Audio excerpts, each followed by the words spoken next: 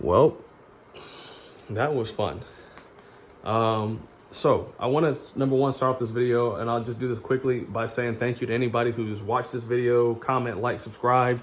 Man, I really appreciate it. I've really enjoyed all the responses that I've been getting. I just like to talk about college football. Obviously, DJ to college sports blurred. I talk about college football, college basketball, the NFL. I can talk about anything with anybody, but I really like talking about college football. So I appreciate y'all if you also feel the same way. Now, let's hop into what I want to say. If you've seen the title of this video, you kind of know where this is going to be going. So I want to take a little second out to talk to all my SEC peeps out there and say I just want to apologize from the bottom of my heart for absolutely nothing at all. So here's what I pulled from all these bowl games. The SEC overall is overrated. I mean, they're 5-6 in their bowl games. They don't even have a winning record. However, the two best teams in the SEC make up for all the difference. So here's what I see. So I had a guy I was talking with, he was a Kentucky fan. He was telling me how good the SEC was. Now, given the Kentucky did win their bowl game versus Iowa, I thought that was a good win for the SEC. But he almost just pretty much planted his flag with Georgia and Alabama. And at Georgia and Alabama, take the SEC all the way up here when the rest of the teams are really down here. You guys had a really good New Year's kind of 6 bowl game. I mean, obviously Georgia and Alabama won, but you had some decent wins from Kentucky, and then a couple of other wins up there.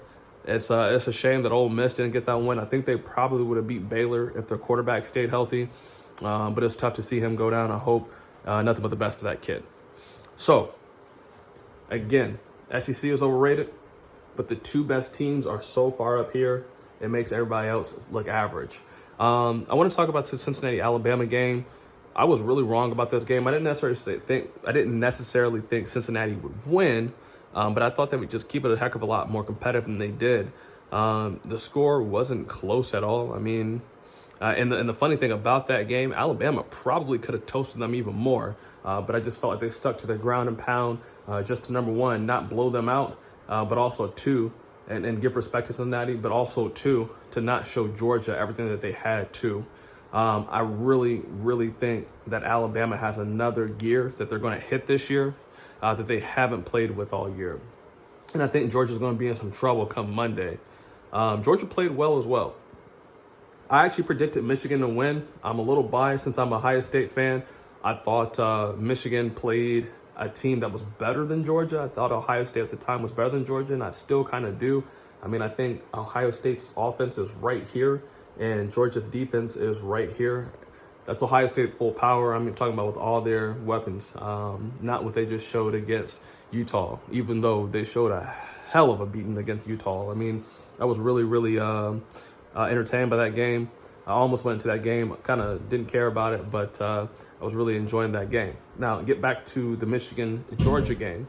So, Georgia's defense was really, really, really, really tough. I mean, I knew they were good, but I didn't think they were that good. When I went back and looked at some of Georgia's wins, I thought their wins were just mostly over cupcakes, and I really thought that the only team worth its weight that they had played was Alabama. And so going into this game, I'm like, well, if they can't play versus Alabama, and this is the only good team they've played, it's probably not going to be good versus Michigan. But I was wrong, and boy, was I wrong.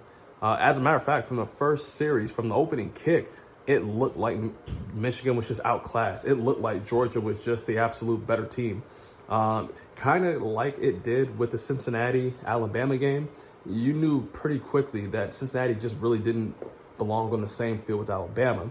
One thing I want to say, kind of just jumping back, I know I'm jumping back, but I promise in my head it's all making sense. One thing I want to say for the Alabama-Cincinnati game, I hope teams outside of the Power 5 do still get opportunities. I know it's easy to sometimes look and say, well, if Cincinnati was only able to do that, why should we give another chance to somebody? I know that's low-hanging fruit, and a lot of people are going to use that, but I really did think that Cincinnati earned that right to be there, and I think they deserved to be there. It just didn't go their way, and unfortunately, Alabama just has the better teams. As a matter of fact, most teams Alabama's going to play, Cincinnati, that score would have been closer than most teams Alabama would play. I mean, Alabama's just tough.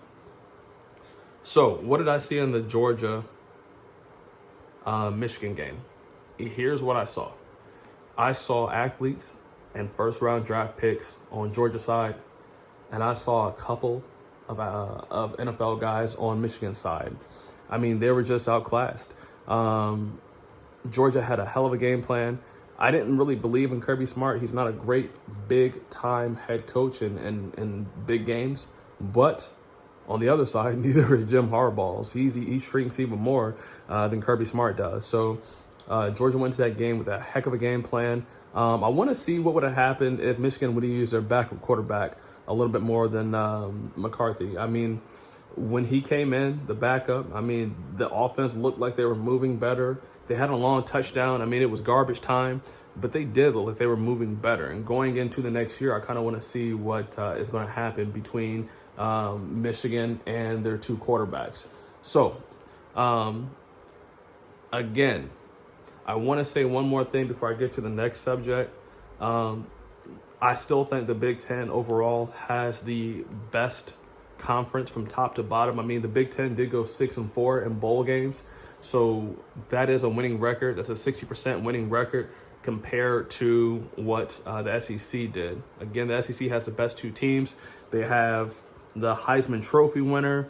They have the two teams that are probably the best teams in the country going at it for a national championship to bring back to the SEC. But when I looked at them as a whole, I just didn't think they were going to be good. I think they're going to be in trouble next year as well. I think there's one team that can have them. So I just wanted to at least give you guys a quick video. I'm going to be making another video for tomorrow telling you why the SEC is going to be in trouble in the conference that can potentially knock them off. So I appreciate all the love. I appreciate all the support. If you like this video, give it a like.